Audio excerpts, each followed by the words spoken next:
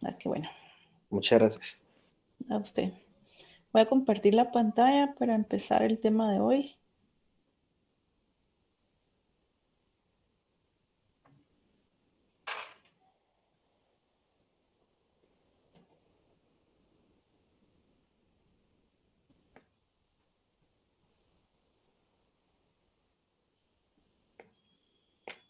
Bueno, hoy, como se los anticipé el día anterior, vamos a hablar un poquito, términos bastante generales, porque hay mucho que hablar sobre el entorno macroeconómico, porque día a día se genera información que puede ser analizada, porque lo que se observa hoy puede tener repercusiones inmediatamente o mañana. Entonces es importante tener un panorama, aunque general, pero claro, sobre lo que acontece en el mundo y en nuestra economía.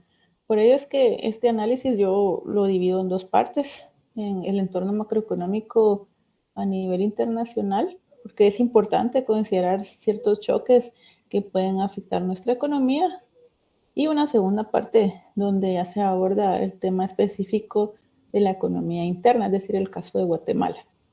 Como economistas, ustedes sabrán que siempre surgen cuestionamientos sobre qué está pasando con tal variable, y se esperaría que nosotros estemos en la capacidad de, aunque no tengamos un dato puntual, al menos conocer su evolución y poder responder una pregunta por parte de quien realiza esa consulta. Esto ustedes van a experimentarlo en algún momento, si no es que ya lo hicieron. Entonces, resulta muy interesante, y les digo, a mí este tema me gusta mucho, le doy mucho seguimiento porque es pura coyuntura, y a la vez, de una vez se van pintando las perspectivas de lo que puede ocurrir a finales de este año y el año siguiente. Y para ello es importante empezar con qué ocurrió, cómo ha sido la evolución a nivel mundial. Y para ello vamos a ver esta gráfica aquí. Se dan cuenta, ilustra el Producto Interno Bruto para el periodo 2000-2023. Y si se dan cuenta, hay dos puntos que señalar. Esto es tomado con datos del Fondo Monetario Internacional. Ustedes ingresan ahí a la página, pueden encontrar estas bases de datos y generar gráficas como la que yo tengo en pantalla. Es una fuente muy utilizada a nivel mundial, porque los países suscriben convenios con este organismo internacional, donde se establece la obligatoriedad de proveer datos al FMI de cada país miembro, y por ellos pueden considerar variables que nosotros no tenemos porque no son públicas. Ellos sí las pueden obtener, y de esa cuenta poder realizar proyecciones más precisas porque tienen una base de datos muy vasta. Entonces, si ustedes ingresan a la página, pueden obtener muchas variables, entre ellas la evolución del Producto Interno Bruto, que aquí está graficada esa variación interanual en porcentajes. Entonces, estos datos corresponden a el reporte elaborado en octubre del año pasado. Generalmente el Fondo Monetario realiza en abril y octubre la presentación de este informe de perspectivas económicas mundiales. En inglés se le conoce como WEO, por derivado de World Economic Outlook. Entonces le decimos WEO a veces, y realiza dos actualizaciones, una en julio y otra en enero. El martes estaríamos esperando en la noche la publicación de la actualización de las perspectivas de octubre. Ahí los mercados ya lo esperan. Esto está esperado por las bolsas a nivel mundial, entonces hay que estar muy atentos a qué es lo que presenta el Fondo Monetario en esta actualización de sus perspectivas. Y aquí quiero destacar dos puntos muy importantes, que son los que corresponden al año 2009 y al 2020. ¿Qué ocurrió, si se recuerdan? ¿Qué fue lo que ocurrió en 2009? La burbuja inmobiliaria, licenciado. Sí, exactamente. ¿Qué fue lo que pasó con esa burbuja inmobiliaria y dónde tuvo sus orígenes? Sus orígenes fue en Estados Unidos y pues yo vi la película, licenciada, se llama La Gran Apuesta, si no recuerdo mal, y ahí explica que se estaban dando créditos para las hipotecas de los hogares, pero eh, al final pues no fue sostenible, ¿verdad? Ya se había hecho una predicción, pero nadie creía que iba a suceder esa caída, ¿verdad? En el sector inmobiliario. Gracias, Alejandro. Sí, efectivamente, esta crisis tiene sus orígenes en las hipotecas subprime en Estados Unidos, donde, como lo señala Alejandro, y ya ven que se han elaborado películas en torno a estos temas. Creo que usted vio La Gran Apuesta, dice, hay otras también. Yo no las he visto todas, pero aún leyendo, pues se puede determinar que se otorgaron hipotecas en algunas ocasiones más de una, dos, tres a la misma persona sin tener ciertos requisitos. Es decir, que esto colapsó y ahí se produce la burbuja, empieza a afectar. Hay un efecto contagio siempre asociado a un fenómeno de esta naturaleza dentro del mismo sistema financiero de los países, en este caso Estados Unidos. Empieza a haber un efecto contagio, se dañan otras instituciones y finalmente se extiende al resto del mundo, en menor o mayor medida, dependiendo de las características de cada país. En el caso de Guatemala no afectó en mayor medida porque los mercados de capitales y bursátiles no son desarrollados, entonces esa es una de las explicaciones que generalmente presentan para cuando se aborda el caso guatemalteco, pero si se dan cuenta, la economía mundial, porque este dato es a nivel mundial, venía creciendo en promedio 4.5% para los años 2000 y 2007, es decir, previo a esta crisis financiera y económica a nivel mundial. Entonces, luego empieza a surgir todo esto y vemos que aquí se crece 3.1, luego la economía se contrae 0.1%, y luego se empiezan a implementar ciertas medidas para impulsar la actividad económica y tal como lo vimos en una gráfica previa, esto tiene relación con los ciclos económicos y se espera que luego de una contracción se produzca una recuperación debido a las medidas que van a implementar los países para estimular la actividad económica. A nivel mundial, pues se implementaron medidas que lograron impulsar el PIB mundial hasta 5.4%. Esto es lo esperado. En economía se le llama una recuperación en V por su forma, porque cae y tiene ese rebote la economía y luego empieza a normalizarse porque se diluyen los efectos de algunos estímulos que se implementan para paliar la crisis y empieza a acercarse más a lo que se venía registrando en periodos previos, que es 4.3, 3.5. Y de esa cuenta, para los años 2010 y 2019, la economía mundial crece en promedio 3.7%.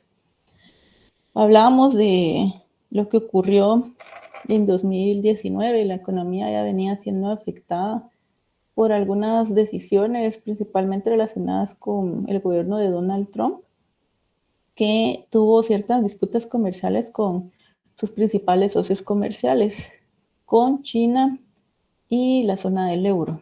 Impuso algunas restricciones al comercio que, aunque se estaban diluyendo a final de año, pues persistieron a lo largo del 2019 y de esa cuenta la actividad económica se desaceleró, aunque levemente, hasta ubicarse en 2.8%. Hasta ahí se avisoraba un panorama no tan oscuro porque todavía no sabíamos lo que nos esperaba el año siguiente. ¿Y qué es lo que ocurre al año siguiente en 2020? ¿A qué se asocia esa crisis? La pandemia, licenciada.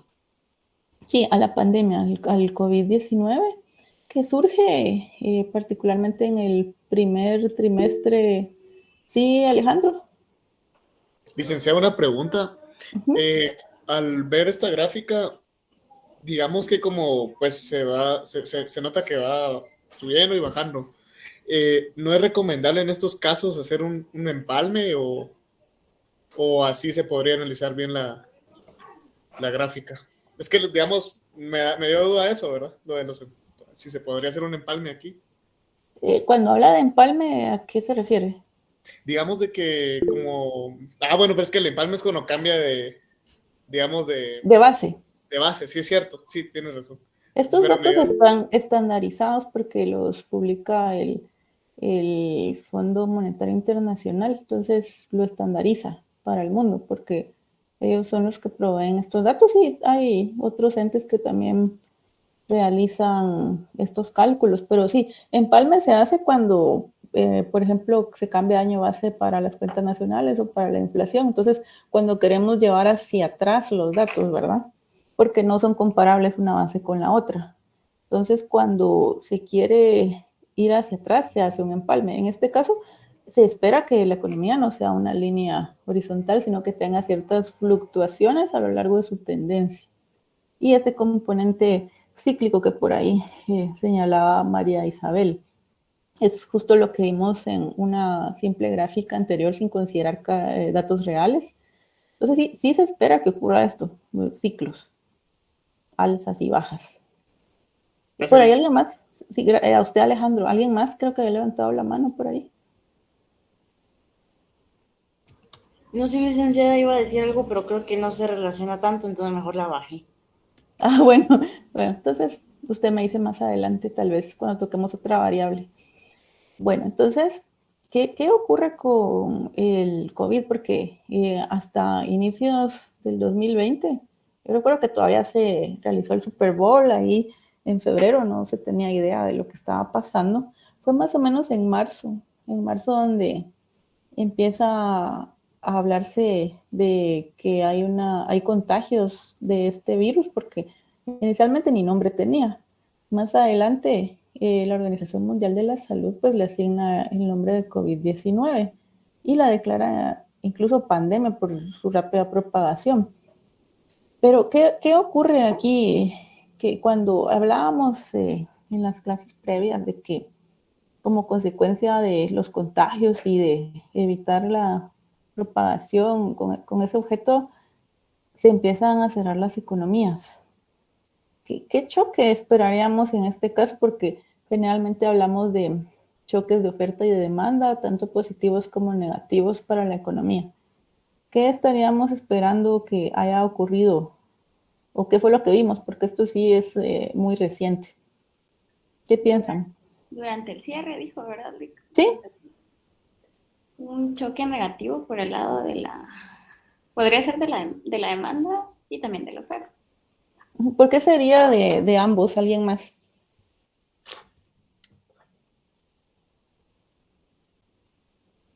Porque digamos, en el lado de la demanda, cuando la economía se detiene, entonces se crea desempleo, por lo que la gente pierde poder adquisitivo. Por el lado de la oferta, porque igual, por la misma raíz, porque el comercio se detiene, entonces hay desabastecimiento de estos productos. Pasó mucho con, digamos, los chips de computadoras. Estos chips, bueno, aparte de que bajó la demanda de los compradores, porque las personas no estaban yendo a la oficina en compra de equipos de cómputo, los proveedores también estaban desabastecidos en eso, y eso hizo que también subiera de precio esta parte del comercio. Gracias, Jacqueline. Y precisamente en el periodo anterior yo les hablaba de la crisis de los chips, porque ¿quién produce los chips? Es China. Este virus tiene sus orígenes en ese país asiático. Entonces, sí, por ahí levantó la mano alguien. Licenciado, había sido yo, pero iba a poner un mensaje en el chat. Creo que es Taiwán el que Sí, tiene el bueno. fuerte de los chips y se los distribuye a China. Sí, bueno. Uh-huh. Bueno, China tiene cierta importancia en la economía mundial y ya vamos a ver por qué. Pero China se considera que es el mayor productor de chips, es decir, la República Popular China. Pero estos chips se utilizan para los vehículos, para otros productos como los smartphones, como el iPhone, ¿qué sucede? Que como empieza a propagarse el virus, se empiezan a cerrar las empresas, es decir, que se detiene la producción. Como lo señalaba Jacqueline, se detiene la producción, entonces ya no hay disponibilidad de chips. ¿Qué ocurre después? Pues recuerdo que la industria automotriz es muy importante en algunos países de Europa y en Estados Unidos. Y si estos chips son un componente principal para su producción, entonces no se dispone de vehículos nuevos, por ejemplo. Entonces los pocos que hay en el mercado resultan ser más caros, se dispara el precio, hay desabastecimiento y también luego se traslada esto a los vehículos usados, como no hay nuevos, entonces se recurre a comprar un auto usado, pero en algún momento ya no hay disponibilidad. Por el lado de los iPhone, recuerdo que aunque se había lanzado en septiembre el nuevo iPhone, ya en ese momento ya no se podía conseguir un iPhone, ya no había disponibilidad porque no se estaban produciendo debido a la falta de chips. Entonces, si se dan cuenta, ¿cuál sería la importancia de China entonces para el mundo? ¿Por qué es importante China? Hablando de la República Popular China, ¿por qué es importante para el mundo? ¿Por qué se le da tanto seguimiento? ¿O por qué genera preocupación algo que pase ahí? ¿Sí, Alejandro? Licenciada, lo que pasa es de que China es la mano de obra, ¿verdad? A nivel mundial y digamos que es una mano de obra calificada, que si demandamos, digamos, no sé, ¿verdad? Ropa de cualquier calidad, China la puede producir, ¿verdad? Entonces, si mueve el mundo China económicamente, pues, por los productos que ofrece, los servicios y todo, ¿verdad? Sí, por ahí alguien mencionaba la tecnología también. Bueno, China es importante para el mundo, tanto por el lado del consumo como el de la producción, porque es un consumidor importante, da el tamaño de su población y a la vez es un productor importante, es decir, que va a distribuir al mundo sus productos. Tanto el ejemplo de los chips creo que deja claro que desabastece el mercado porque si es el principal productor, pues no hay disponibilidad, no se puede abastecer el mercado y no se satisface la demanda de ese producto en ese momento. Y luego vemos que entonces este contagio se extiende al resto del mundo. Hay un efecto contagio como lo vimos en la crisis previa, entonces, solo que aquí la naturaleza de la crisis es muy distinta de la de 2009.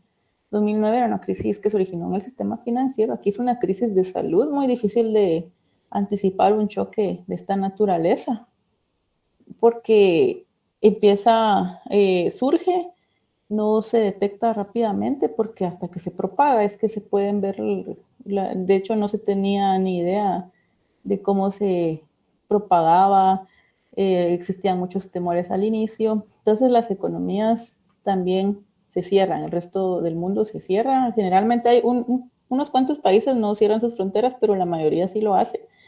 Se detiene la producción a nivel mundial de lo que el FMI le llama el gran confinamiento. ¿Y qué pasa cuando la producción se detiene? ¿Qué sucede?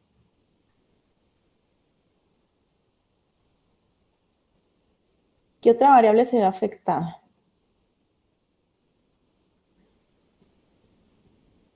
¿El consumo, licenciada? ¿Pero por qué se ha afectado el consumo? Sí, el empleo, por ahí lo dice Abel, claro. Como las empresas están cerradas, esto genera desempleo porque ya no se necesita mano de obra.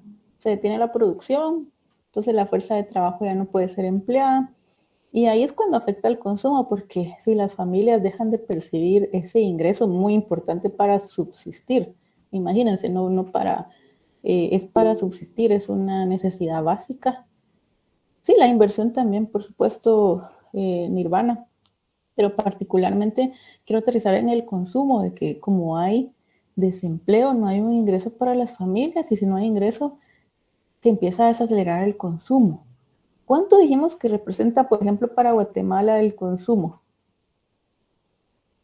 o la propensión marginal a consumir? ¿Cuánto aproximadamente, pues, cuánto sería para Guatemala? 0.9, exacto. Sí, o alrededor del 90% del PIB. Entonces se dan cuenta que para el caso de países como el nuestro, se considera que el consumo es el motor del crecimiento por su peso para el Producto Interno Bruto. Entonces, de esa cuenta, si el consumo se contrae, ¿de qué dijimos que es un componente el consumo? De la demanda agregada. De la demanda agregada, exacto. Entonces, la demanda agregada se contrae. Entonces, estamos en presencia ahora del choque de demanda que lo explicó muy bien y de forma muy resumida Jacqueline. Ella explicó los dos choques, el de oferta y el de demanda. Pero se dan cuenta cómo llegamos a este choque de demanda. La demanda se deprime y como se deprime la demanda, entonces se observa esa contracción de 3% en 2020 a nivel mundial. Luego vemos que los gobiernos, las autoridades monetarias y fiscales empiezan a implementar medidas para ayudar a los hogares y empresas afectadas, porque como decía Nirvana, también se tiene la inversión. Las empresas tienen estancada la producción por el cierre, entonces no hay inversión tampoco. Se ve afectada estas dos variables, principalmente el consumo y la inversión. Entonces, vemos que en países avanzados principalmente empiezan a implementar el arsenal de herramientas con las que cuentan y vemos que por el lado monetario, ¿sí? María Isabel. No, licenciada, perdón. Bueno, vemos por el lado de la política monetaria que empiezan a reducir las tasas de política monetaria. ¿Y cuál creen que es el fin de reducir la tasa de referencia de política monetaria?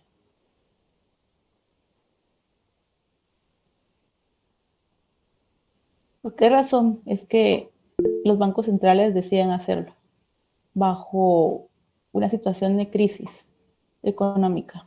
¿Cuál sería la racionalidad o la intuición? Bajar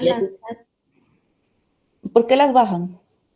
las baja para que, como inyectar dinero a la economía, se podría, para que la gente opte por préstamos a tasas más bajas y así generar inversión para que Exacto. activar otra vez el consumo.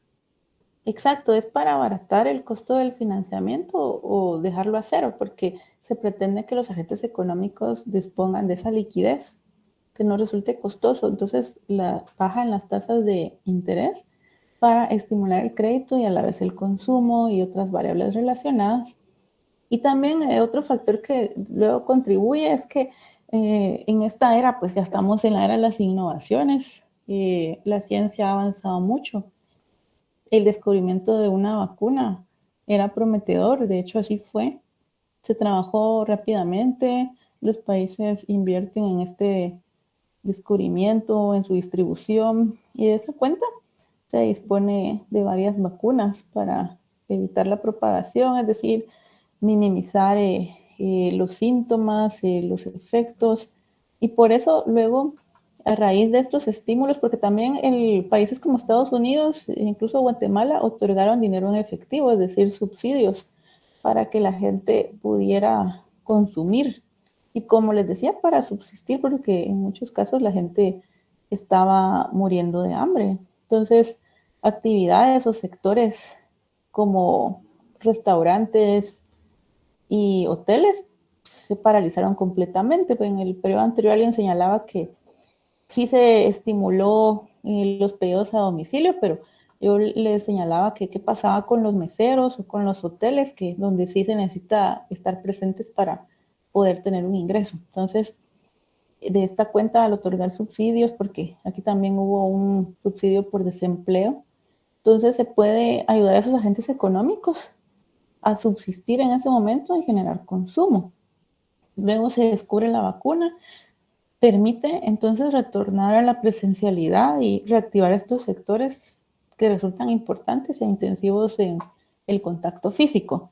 Y de esa cuenta, pues la economía entonces en 2021 se reactiva y crece 6%, la economía mundial. Si se dan cuenta, siguiendo el patrón de la crisis previa, aunque de una forma más rápida y un rebote más pronunciado, entonces se reactiva tal como se anticipa en las teorías de ciclos económicos, se recupera la economía y luego el año pasado, en 2022, con datos preliminares, porque estos datos se toma cierto tiempo poder captarlos, ya unos datos finales, porque los países realizan revisiones. Podemos esperar un 3.2% para el año pasado de crecimiento, una moderación también esperada, consistente con la normalización de la actividad económica luego de ese rebote y de esa recuperación. Para este año se espera que la economía, aunque se va a desacelerar levemente por una serie de factores que vamos a ver más adelante, se espera que crezca positivamente 2.7%. Esta cifra de 2.7% puede ser revisada. Yo espero que sea revisada levemente al alza en el informe del martes. Esa revisión al alza tanto para este año y para el 2024. Entonces hay que estar muy atentos a estos datos porque ya arrojan luces de lo que se puede esperar para el resto de meses. ¿Se dan cuenta? Pasamos casi media hora en esta gráfica porque hay mucho que ahondar cuando hablamos de crecimiento económico mundial. Y si vemos datos más puntuales, y voy a resaltar algunos, ya que esta presentación les va a quedar mañana. Entonces, si pensamos en Estados Unidos, en 2021 creció 5.2, se espera que cierre el año pasado con 1.8 y que crezca 0.3 en este año. ¿Cuánto representa Estados Unidos para el mundo? 15.5%. Pues por eso es que es importante su peso en la economía mundial, es relevante. Por eso es que se le da seguimiento. Si vemos México, sigue el mismo patrón en cuanto a la tendencia del crecimiento. Y me voy a ir hasta zona del euro, con un peso de 12% dentro del PIB mundial. También presenta un patrón donde se va a observar una desaceleración este año de 0.1% con los datos que se contaban hasta octubre. Me voy a China. Vean el peso de la economía china para el mundo, casi 19%, aunque esto se revisa cada cierto tiempo, pero es un peso importante y por eso es que se le da seguimiento mucho al país asiático y a Estados Unidos. Se dan cuenta, en 2021 creció 8.1, se espera que haya cerrado 2022 con 3.1 y que este año crezca casi 5%. Esto para ver datos más puntuales en cada caso, pero existen ciertos factores que podrían ejercer cierta presión en las perspectivas que les señalé para este año, para 2023. Estos, pues, a medida que se materializan, podrían dañar significativamente las proyecciones a futuro. Es decir que estas proyecciones, les digo a futuro porque son revisadas constantemente. Suena redundante, pero a medida que se puedan materializar algunos de los factores que tengo acá, puede surgir una revisión al alza o a la baja. Yo aquí destaco 4 riesgos principales que podrían ocasionar revisiones a la baja, empezando por, se habla mucho de el ritmo de incremento de las tasas de política monetaria a nivel mundial, particularmente las economías avanzadas, y nos damos cuenta de que debido a los problemas inflacionarios en el mundo, los bancos centrales han decidido aumentar la tasa de interés de referencia para contener esas presiones inflacionarias que se relacionan con el segundo riesgo que se contempla para las perspectivas, que es que esas presiones inflacionarias persistan más allá del tiempo que se tenía pensado. Aunque recientemente vemos que este podría ser un factor que impulse a una revisión al alza el martes por parte del FMI, ya que la inflación recientemente se ha desacelerado, principalmente en las economías avanzadas, que es a las que uno les pone mucha atención por las relaciones comerciales que se mantienen y por la importancia de estos países en el mundo. También hablamos en las 2 sesiones previas sobre lo que está ocurriendo en Ucrania, la guerra que ha ocasionado una crisis energética, ya que hablábamos de que en Europa el clima es muy intenso, entonces allá sí se requiere calefacción ante el invierno. Entonces ha ocasionado que debido a las sanciones que se han impuesto para Rusia, surja un desabastecimiento en Europa de productos energéticos y de esa cuenta hay desabastecimiento y los precios se encarecen. Esto también tiene relación con las presiones inflacionarias. Y luego, sí, Alejandro. Sí, licenciada, fíjese que algo que me parece interesante es de que a pesar de esas sanciones que tiene, digamos, la Unión Europea con Rusia, aún se le sigue comprando gas porque, como usted menciona, el clima en Europa, si no se tiene calefacción, sí se congela, se podrían congelar las personas, ¿verdad?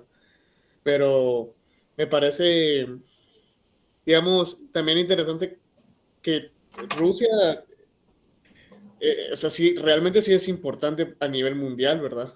O sea, tal vez en su desarrollo, bueno, su soporte de ahorita al PIB no es tan alto como usted lo enseñó, pero su importancia sí es, digamos, relevante, ¿verdad? Porque el mundo sí se ha visto afectado por, o sea, digamos, por los combustibles, la crisis energética que hay hoy en día, ¿verdad? Sí, gracias Alejandro. Sí, sí, como ven, estos temas son muy, muy interesantes y los estamos abordando de forma muy general para plantear el panorama y para construir el contexto y poder entender lo que viene en el curso y para que se den cuenta, como les decía, de que la teoría sí contribuye a entender los fenómenos que se presentan en la realidad y en efecto existen restricciones para Rusia, pero no se ha prohibido totalmente las compras a Rusia y por eso es que todavía se puede seguir ahí adquiriendo productos de Rusia y además tampoco son todos los países los que han impuesto restricciones, pero sí, como lo dice Alejandro, esto tiene efectos, hay una cadenita de efectos que se propagan en el mundo porque ante estas situaciones, porque cuando hablamos de Rusia, no es que sea un país que no sea tan relevante para el comercio mundial, porque es una potencia de hecho, y debido a esa producción de productos energéticos que tiene, particularmente para Europa, ocasiona esta crisis energética. O sea, en Europa sí. Ahora, si nos venimos acá hacia la otra parte de este continente y vemos que Estados Unidos produce petróleo, produce productos energéticos, entonces de este lado estamos abastecidos, pero siempre se necesita cubrir el resto del mundo y entonces ocasiona una presión en los precios. Eso es así, siempre hay algunos efectos relacionados y esto puede intensificarse, por eso es que es un riesgo. Si esta crisis energética se intensifica, puede afectar las perspectivas, porque si se prohíbe la compra total de estos productos a Rusia, entonces va a haber más desabastecimiento en el mercado y va a extenderse al resto del mundo porque todos van a contar con menos fuentes de producción de estos productos. Entonces, si se materializa, se pueden revisar a la baja las perspectivas de crecimiento.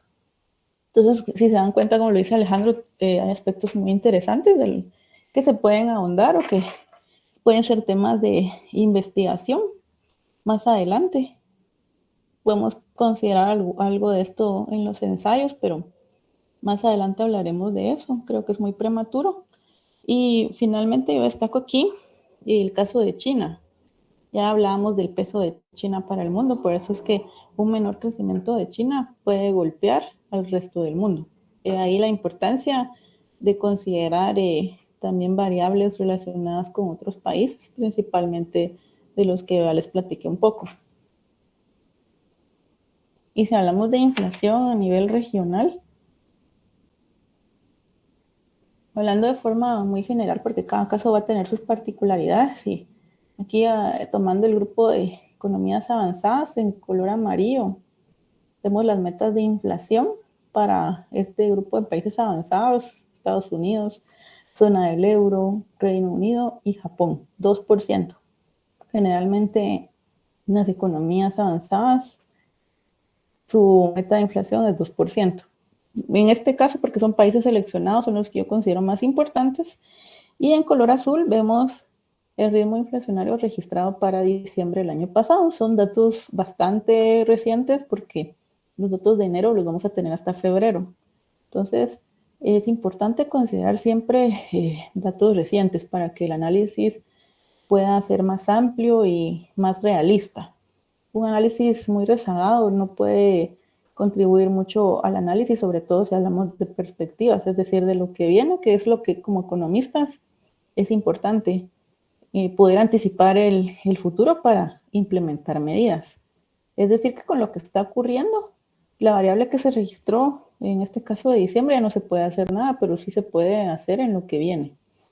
Si se dan cuenta, Estados Unidos registra un dato de 6.45, zona del euro 9.20, donde es donde se está dando esa crisis energética y que ha impulsado los precios de los energéticos, al igual que en el Reino Unido. Y Japón, que es un caso muy especial porque Japón generalmente había registrado tasas negativas de inflación. Pero vemos que recientemente registra un 4%.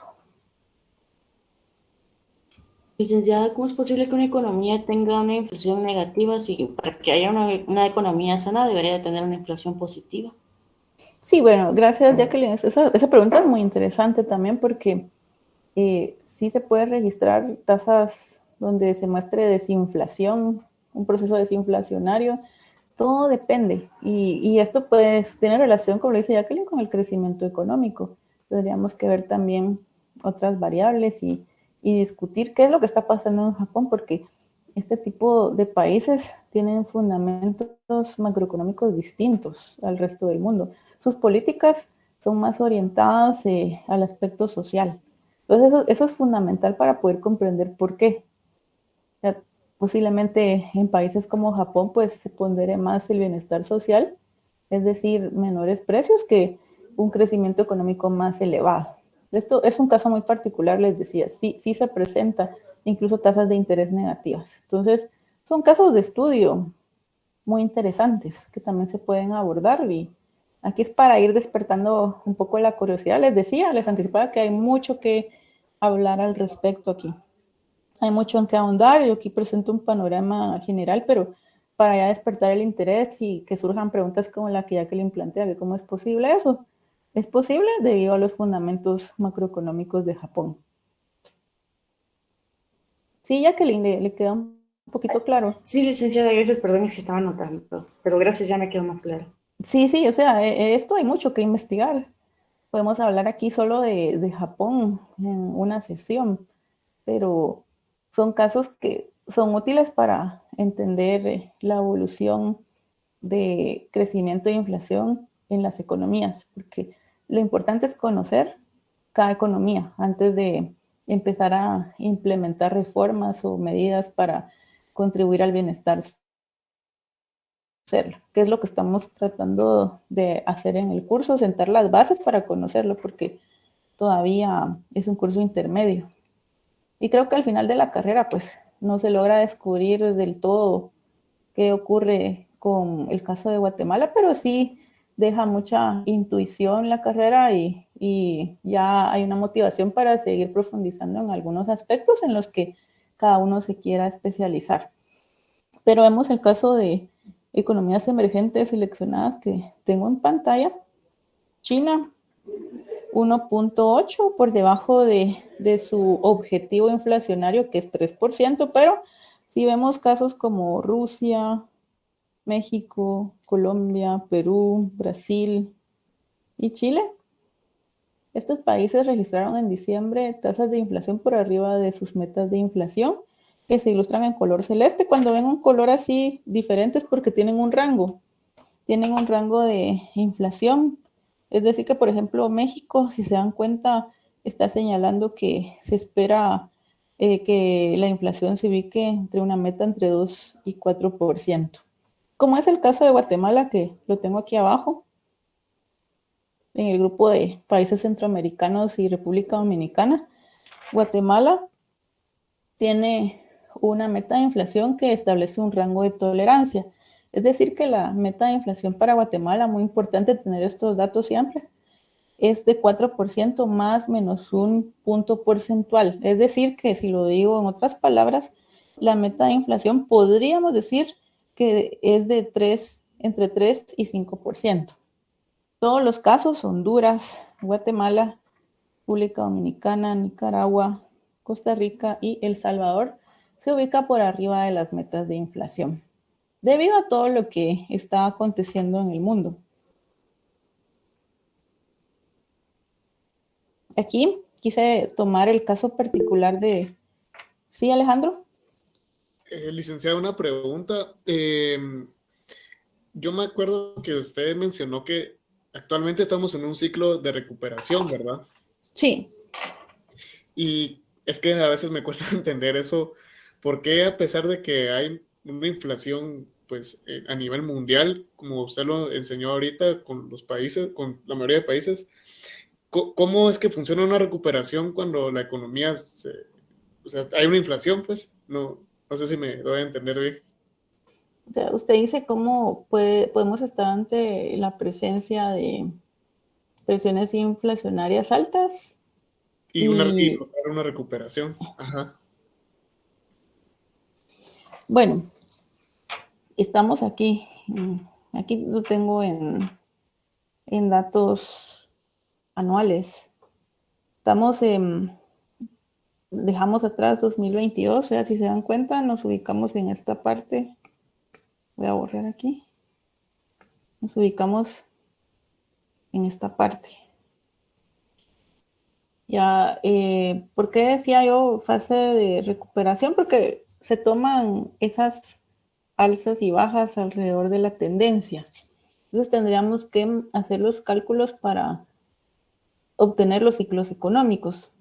Eso se hace con técnicas econométricas para determinar realmente dónde nos encontramos. Fríamente, yo les digo, nos encontramos en la fase de recuperación, de acuerdo a lo que vimos en una simple gráfica anteriormente. Pero esto se determina con técnicas econométricas que esperaría yo que ustedes puedan verlo el siguiente año en el curso de ciclos económicos o en el siguiente de macroeconomía 3, donde también hay una parte de ciclos económicos reales. Cuando se genera crecimiento, también, y lo mencionaba por ahí Jacqueline, hay presiones inflacionarias también, porque existen factores, es una situación especial la que estamos experimentando a nivel mundial, porque hay... Sí, Jacqueline. Ay, perdón, licenciada, pensé que iba a terminar de hablar primero, pero gracias.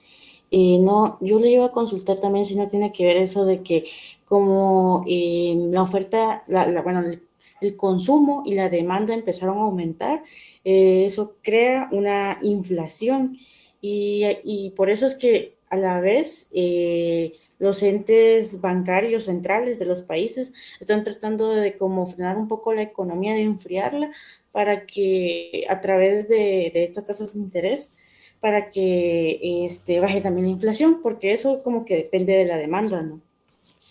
Sí, no, es correcto, Jacqueline, y a eso iba de que se considera la forma de conclusión de que esos niveles altos de inflación son producto de un desequilibrio entre oferta y demanda de bienes y servicios.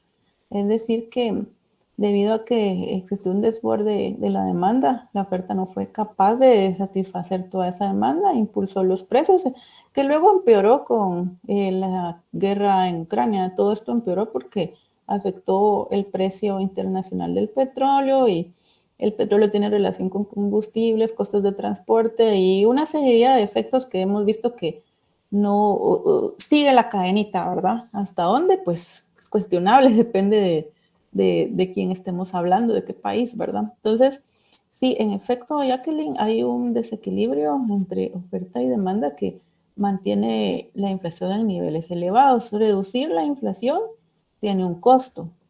Y para responder a Alejandro de que por qué estamos en una fase que yo considero de recuperación, la cual es cuestionable porque tendríamos que demostrarlo. Entonces, estamos en esa fase de recuperación, pero hay inflación debido a este desbalance entre oferta y demanda, pero esto va a tener un costo, la desinflación, hay un proceso de incremento de tasas de referencia de política monetaria y tiene un costo sobre obtener un menor crecimiento, porque se está desestimulando entonces el crédito y el consumo. Más adelante va a tener efecto. Por eso es que se prevé esa desaceleración. Por ahí Jacqueline había levantado nuevamente la mano. Perdón, no, ahí sí se me fue el dedo. No sé si me expliqué, Alejandro. Sí, licenciada, muchas gracias. Sí, mire, sí, yo todavía pues estoy abordando un panorama bastante general. Todavía aquí hay mucho que se puede demostrar con otras técnicas, pero como es todavía un curso introductorio al que sigue, no vamos a llegar a un nivel de análisis tan profundo como yo quisiera, donde se pueda usar herramientas econométricas, porque ustedes van a recibir econometría hasta el siguiente semestre. Entonces todavía no podemos profundizar en esas técnicas para determinar, por ejemplo, determinar los ciclos económicos, o hacerlo para Guatemala, que era un trabajo que le dejaban a uno siempre en el curso de ciclos económicos, era evaluar si Guatemala presenta ciclos económicos o no. Y para eso pues se recurre a las técnicas econométricas.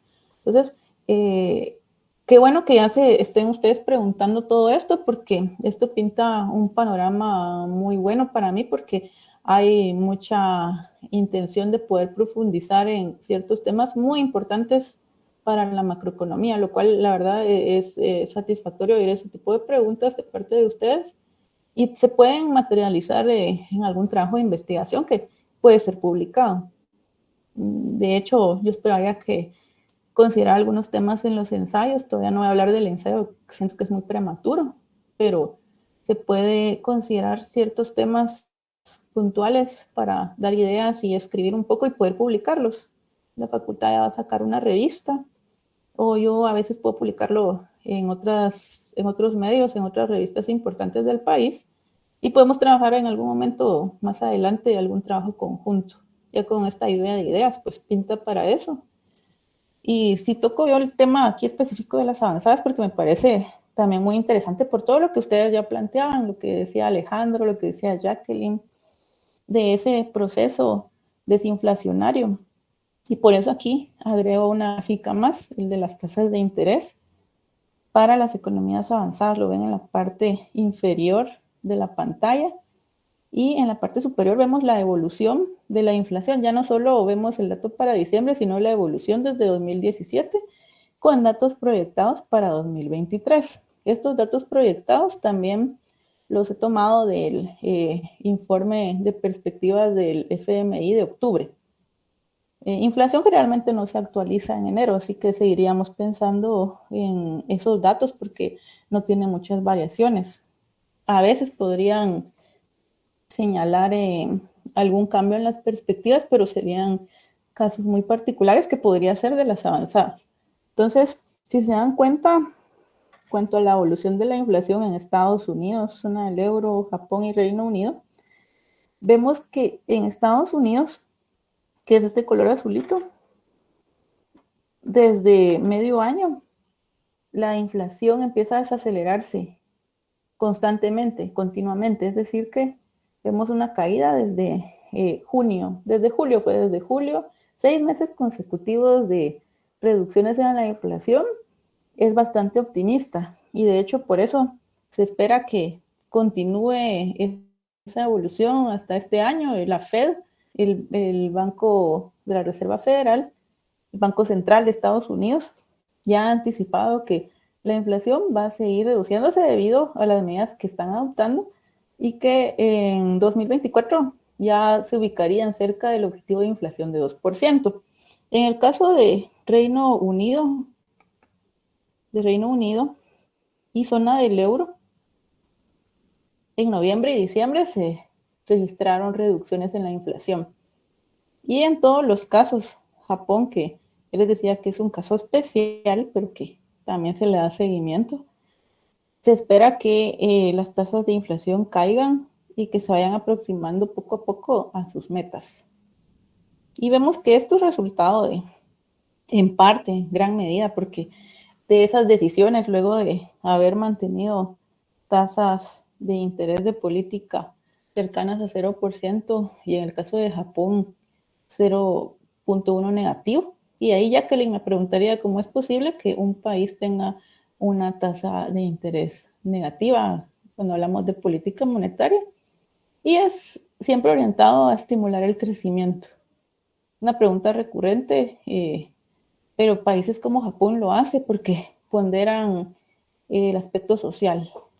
En cambio, países con otra ideología, como los otros 3 países que vemos ahí graficados, pues se enfocan más al aspecto no puramente social, sino que acompañado del aspecto económico y financiero.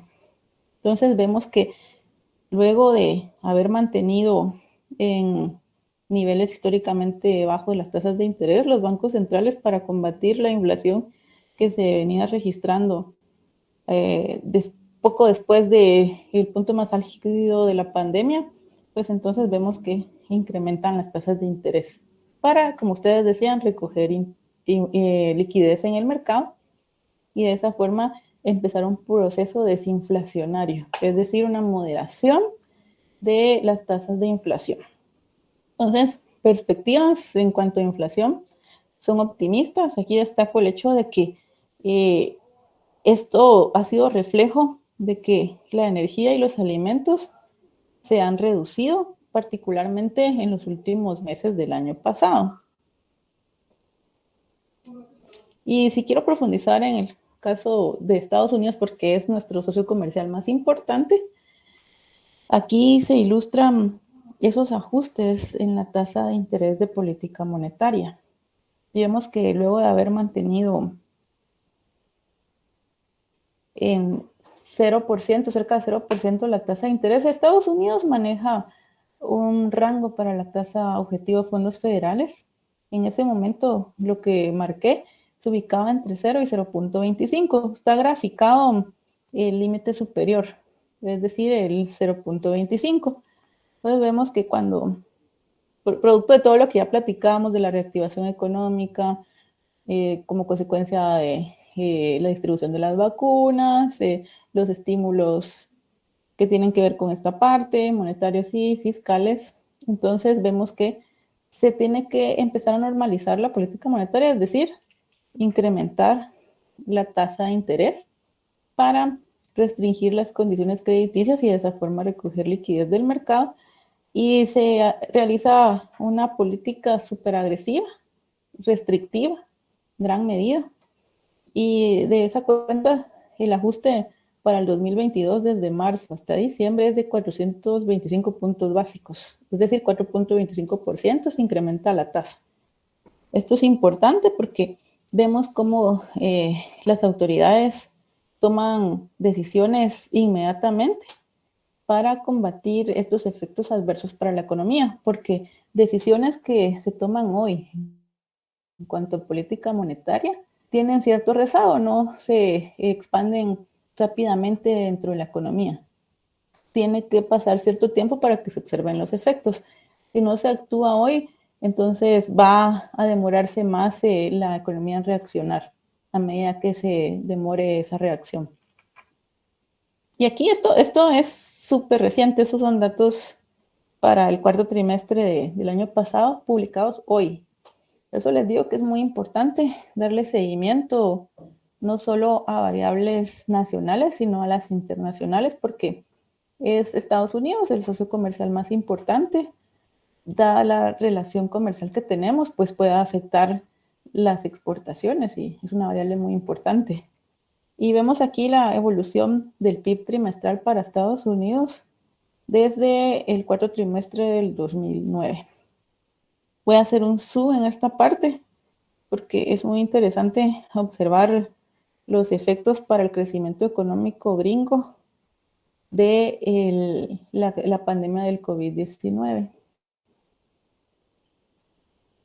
Entonces vemos que el tercer trimestre, este es el segundo trimestre de 2020 y el primero registran contracciones, pero vean este segundo círculo, cerca de 30% es la contracción que se registra en el segundo trimestre, que es cuando pega la pandemia, porque es básicamente desde marzo, por eso es que abarca el primero y el segundo trimestre, pero en el segundo trimestre ya la propagación se intensifica, la propagación del COVID-19, y por eso se registra una contracción de 30% en la economía gringa, pero luego, debido a lo que ya platicamos, esos estímulos y las vacunas, la economía prácticamente recupera lo que había perdido en los 2 trimestres anteriores y registra un crecimiento de 35%, muy importante. O sea, países como Estados Unidos pueden reactivar su economía muy pronto debido a todas las herramientas disponibles que puede utilizar en cualquier momento.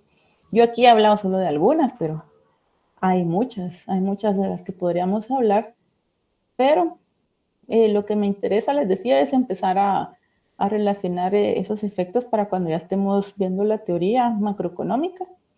Y luego vemos que en el tercer trimestre, bueno, mejor dicho, en el primero y en el segundo trimestre del año pasado, se registran datos negativos para el crecimiento trimestral, pero en el tercer y cuarto trimestres vemos datos positivos. Este 2.9 es el que se publicó hoy, y aunque es menor que el del trimestre anterior, se ve con buenos ojos porque la economía no registra nuevamente un dato negativo, sino que sigue creciendo menos que el trimestre pasado, pero esto da buenas señales porque se ubica en terreno positivo. De hecho, este dato de 2.9 se revisa, lo revisan 3 veces más, entonces, pero varía muy poco. Esta es la primera revisión para el PIB 2.9, los mercados ya lo esperaban, y por eso es importante también considerar esta variable. ¿Por qué creen que a mí me parece importante darle seguimiento al desempleo en Estados Unidos?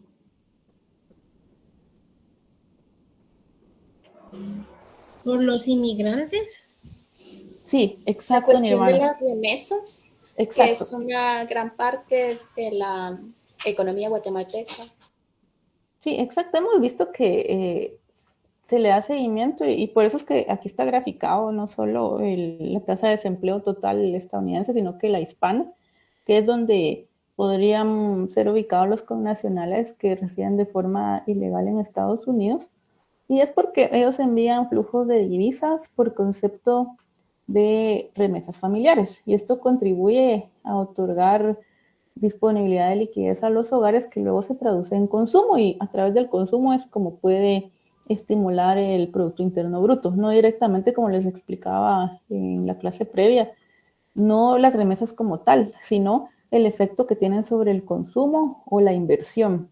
Entonces es importante poder conocer cómo evoluciona esta tasa en Estados Unidos.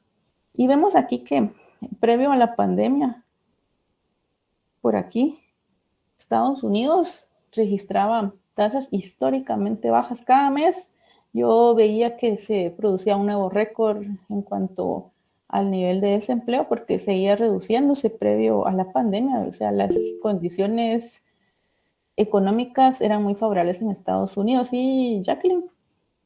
Otra vez, perdón, es que se me está calentando, no sé por qué el equipo lo estaba moviendo, perdón.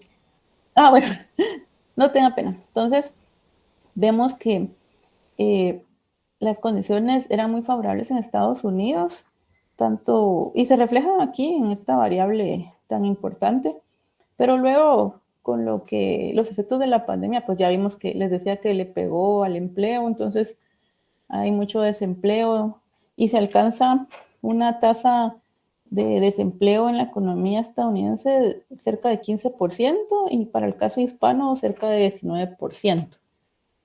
Una tasa muy alta, pero luego, derivado de todo eso que ya platicamos, esas medidas, se logra desacelerar la tasa de desempleo de una forma bastante rápida, porque vean la caída que tuvo al mes siguiente, fue significativa, y empieza a caer gradualmente tanto la tasa de desempleo total como la hispana, hasta ubicarse en, esos son con datos a diciembre, terminar el año con 4.1 para el desempleo hispano y 3.5 para el desempleo total, congruente con lo que se registraba previo a la pandemia. ¿Sí, Alejandro? Sí, licenciada. Algo que a mí me llamó la atención, que durante la pandemia como a cada persona se le da, no sé si, creo que $1,000 mensuales. Entonces surgió un fenómeno que las personas ya no querían trabajar y renunciaron a sus trabajos, e incluso hubieron manifestaciones de que, pues, ellos exigían un aumento digamos, en sus salarios, ¿verdad? Entonces me imagino que lo que pasó en Estados Unidos es de que hubo una compostura o no sé cómo llamarle a eso, que le subieron a los sueldos, ¿verdad? Entonces las personas ya volvieron a trabajar. Pero sí, yo porque conozco gente que vive en Estados Unidos y eso es lo que la mayoría me manifestó, ¿verdad? Sí, gracias Alejandro. Sí, hay aquí datos también interesantes porque en Estados Unidos, pues como se cuenta con una amplia gama de datos para particularmente el desempleo, en cuanto a desempleo hispano, yo he tratado de ahondar en esto, pero estos datos son producto de encuestas que realizan y no hay mucho aquí como para determinar otros factores, pero sí también he visto que hay problemas en el mercado laboral estadounidense porque sí hubo en efecto un reacomodo porque como muchas personas dejaron de ir a la oficina, sí se produjo un reacomodo, por ejemplo, con el caso de algunas madres que prefieren ahora estar en su casa, pero esto no cuenta dentro del desempleo porque recuérdense que siempre hay una parte del desempleo que es el desempleo voluntario, entonces no forma parte de esta cifra porque lo que cuenta como desempleo en sí es aquellas personas que están buscando trabajo, entonces las que ya no buscan, pues aquí ya no cuentan, pero inicialmente, pues como luego de que se habían otorgado estos estímulos, también se observó que algunas personas lo ahorraban, no lo gastaban y no se estaba estimulando mucho el gasto de los consumidores. Más adelante, pues ya empieza a reactivarse porque no lo gastaban previendo que esto fuera a empeorar. Entonces, mejor ahorra porque viene algo peor. Luego, en el caso de algunos sectores, porque va a depender mucho del sector, hay mano de obra que no está disponible siempre. Estados Unidos siempre se queja de que no hay mano de obra no tan calificada como por ejemplo pilotos o el sector construcción, no siempre hay disponibilidad, se quejan mucho de eso. Entonces, obviamente si la oferta es menor, como en todos los mercados, siempre ejercen presión las fuerzas entre oferta y demanda. Entonces, si la oferta es menor, obviamente el precio va a subir, es decir, el salario va a subir. Entonces, esto pasó particularmente en ciertos sectores, no en toda la economía total, porque muchos sí querían retornar a las actividades. Otros pues se reacomodaron y prefieren ahora quedarse en casa o ya se acostumbraron a otro tipo de trabajos, pero no todo se puede contabilizar dentro de esta tasa de desempleo. Va a depender de las características de esa población. Pero sí se observó un reacomodo, Alejandro. Yo escuché a varios presidentes de la Reserva Federal hablar al respecto de cómo fueron cambiando los patrones en la economía estadounidense.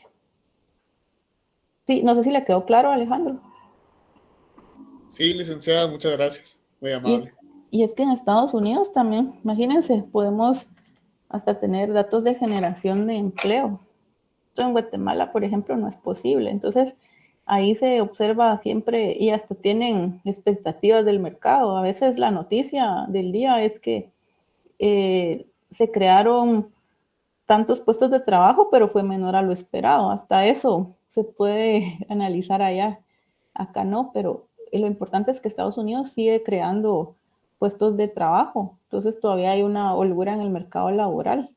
Es decir, que esa tasa de desempleo puede seguir reduciendo, manteniéndose cerca en el torno al 3%, consideraría yo.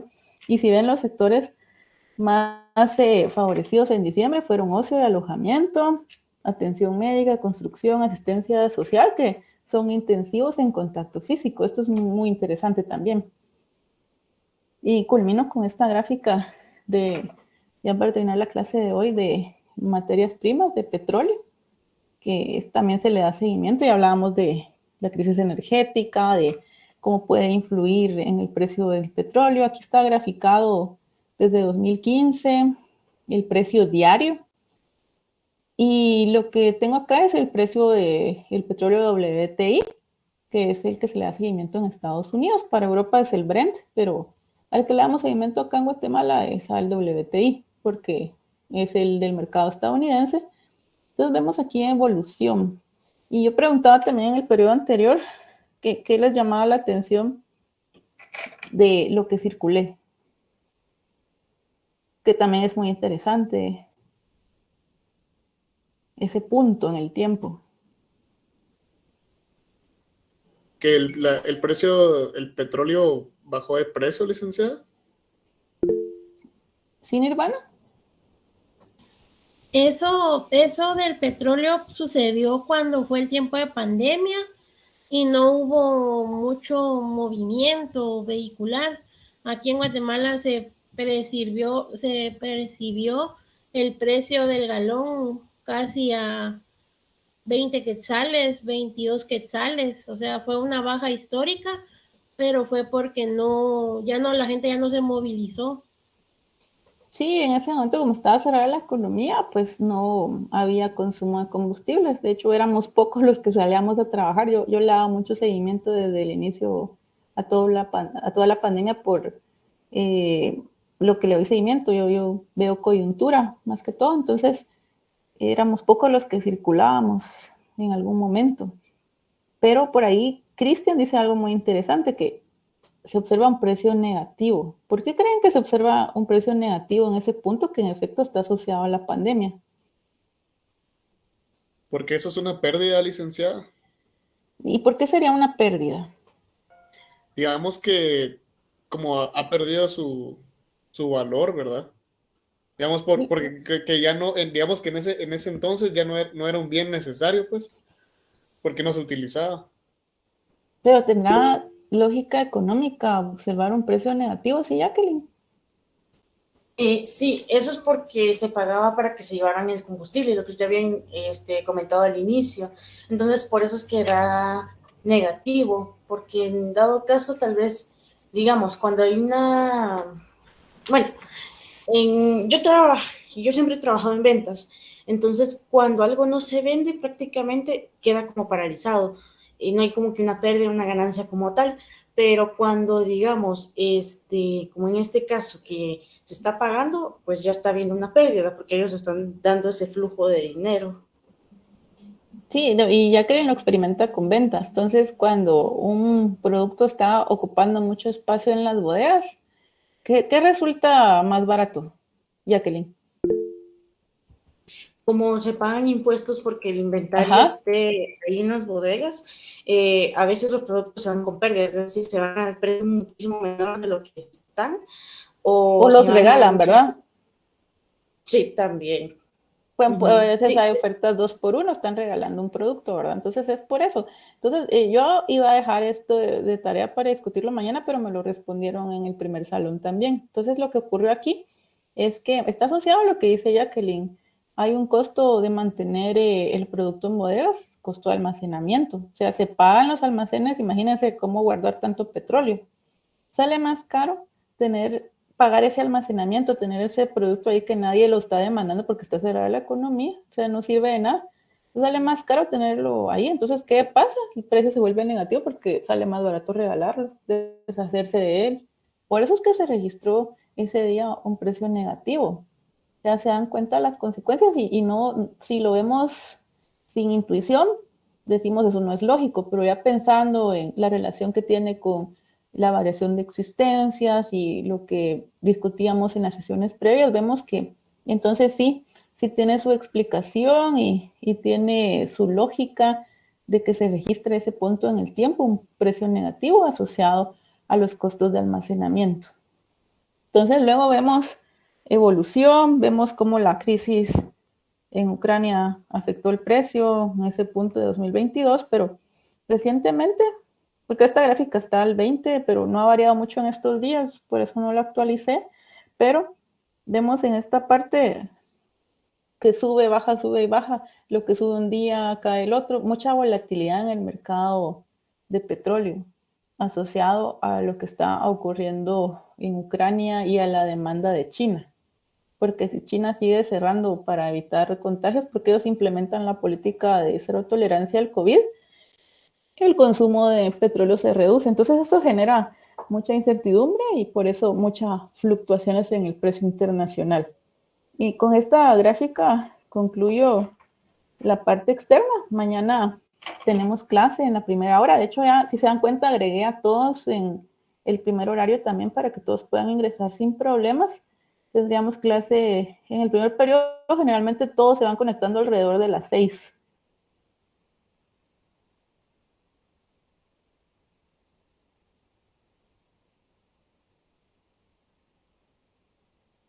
Empezaría, pero además que se pueda aprovechar la discusión y el análisis. Entonces mañana seguiríamos en primera hora. Ya tienen el link en Classroom y yo ya los agregué para que puedan entrar. Y si algunos no pueden entrar, pues se les vamos a autorizar el ingreso, no hay problema. Entonces los veo mañana para continuar con el entorno interno. Mañana no tenemos laboratorio porque todavía no tenemos suficiente material para poder abordar un laboratorio. Y el martes es asueto que corresponde al aniversario de la tricentenaria, entonces los veo mañana y los que no puedan los voy a ver hasta el jueves. Entonces, si no hay más preguntas o comentarios, yo lo dejo por aquí. Les deseo feliz noche. Feliz noche, Buenas noches, licenciada. muchas gracias. Feliz noche.